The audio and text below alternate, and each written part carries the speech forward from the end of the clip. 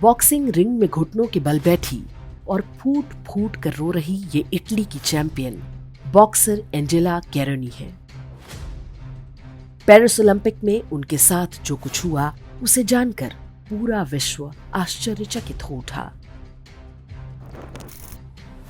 Olympic के 66 kilogram वर्ग में एंजेला कैरोनी का मुकाबला अल्जीरिया के ईमान खलीफ के साथ हुआ। ये टक्कर मात्र 46 सेकंड तक चली। खलीफ जन्म से पुरुष हैं, लेकिन उसने खुद को महिला घोषित कर रखा है। पेरिस ओलंपिक में उसे महिलाओं की प्रतियोगिता में हिस्सा लेने की अनुमति मिल गई। मैच शुरू होते ही उसने एंजेला कैरोनी के साथ छेड़खानी शुरू कर दी। अगले कुछ सेकंड में ही एंजेला को समझ में आ गया कि सामने वाला बॉक्सर पुरुष है। 2 घूंसे में ही वो पस्त पड़ गई और हार कर बाहर हो गई।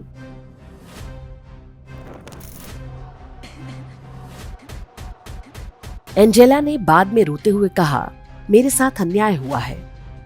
मेरे स्वर्गीय पिता का सपना था कि मैं ओलंपिक चैंपियन बनकर लौटूं, लेकिन मेरे साथ धोखा हुआ है। पेरिस ओलंपिक के इस बॉक्सिंग मुकाबले में जो हुआ उसे जेंडर फ्लूइडिटी कहते हैं। दुनिया भर के वामपंथी, नारीवादी और LGBTQ एक्टिविस्ट इसका जोरदार समर्थन करते हैं। उनके अनुसार प्रकृति किसी स्त्री या पुरुष का लिंग तय नहीं कर सकती, ये उस व्यक्ति की मर्जी से तय होगा। अमेरिका में ये कॉन्सेप्ट पहले से चल रहा है। वहां इसके कारण समाज में अराजकता की स्थिति है। कोई लड़का कह दे कि वो आज लड़की जैसा अनुभव कर रहा है तो वो लड़कियों के स्पोर्ट्स इवेंट में भाग ले सकता है। अमेरिका के यूनिवर्सिटी गेम्स में लड़कियों के स्पोर्ट्स इवेंट के सारे मेडल्स ऐसे ही इच्छाधारी पुरुष जीत कर ले जा रहे हैं। ये केवल खेलों तक सीमित नहीं है। कोई बलात्कारी कह दे कि अब से वो स्वयं को स्त्री के रूप में अनुभव कर रहा है तो उसे अधिकार मिल जाएगा कि उसे महिलाओं की जेल में रखा जाए।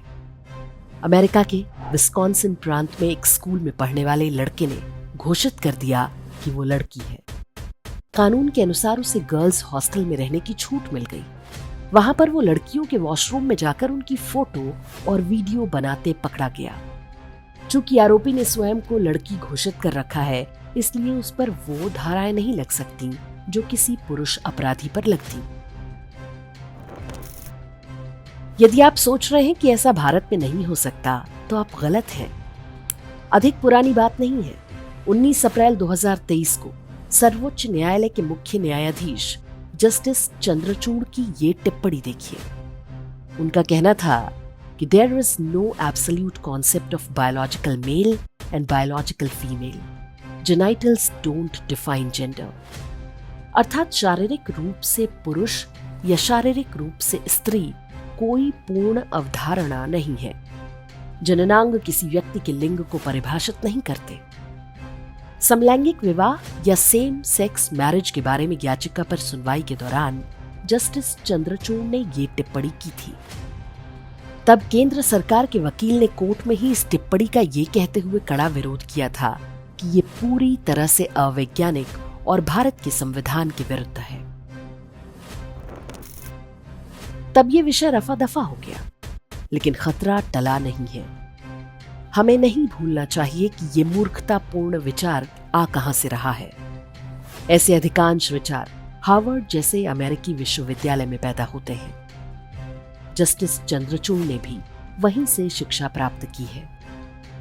भारतीय समाज पर इसे थोपने में वे यदि सफल नहीं हो पाए तो इसका अर्थ ये नहीं कि आगे प्रयास नहीं होंगे। इसी विचार के अंतर्गत समलैंगिक विवाह को वैधानिक अनुमति दिलाने के प्रयास होते रहते हैं। हम सभी ने स्कूल में पढ़ा है कि पिता के X और माँ के X गुणसूत्र मिलने से लड़की पैदा होती है, और जब पिता का Y और माँ का X गुणसूत्र मिलता है तो लड़के का जन्म होता है। ये प्रकृति का नियम है जो अधिकांश जीवों पर लागू होता है।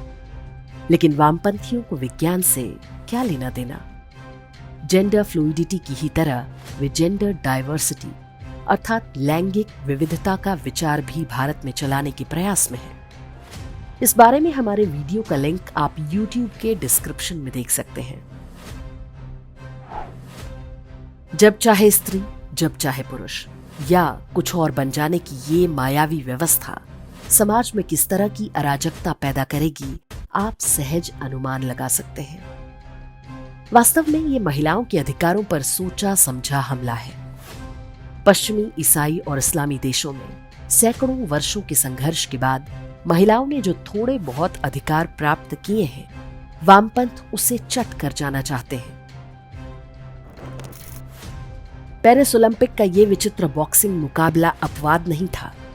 आने वाले समय में आप ऐसी और भी घटनाएं होते देखें और सुनेंगे, क्योंकि एक पूरी लॉबी यही चाहती है। वे खुलकर इसका बचाव भी करते हैं। उन्हें इसमें कोई बुराई नजर नहीं आती। भारत में ऐसा अब तक नहीं होने पाया, तो इसका बहुत श्रेय केंद्र सरकार को दिया जाना चाहिए, क्योंकि उसने न्यायपालिका में पूरी शक्ति के साथ इसका विरोध किया। लेकिन ये प्रतिरोध बना रहे, इसके लिए समाज को सजग रहना आवश्यक है। राजनीति, नौकरशाही, न्यायपालिका, फिल्मों और मीडिया में बैठे वामपंथी घात में बैठे हैं। उन्हें केवल अवसर की प्रतीक्षा है।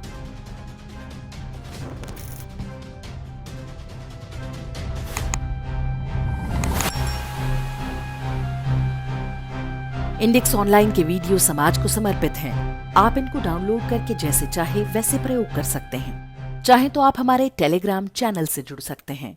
वहां सारे नए पुराने वीडियो आपको मिल जाएंगे। हमारे सोशल मीडिया लिंक हर वीडियो के डिस्क्रिप्शन में होते हैं। हमारा एकमात्र उद्देश्य हिंदू समाज को जागृत और एकजुट करना है। इसमें सहभागी बने। धन्यवाद।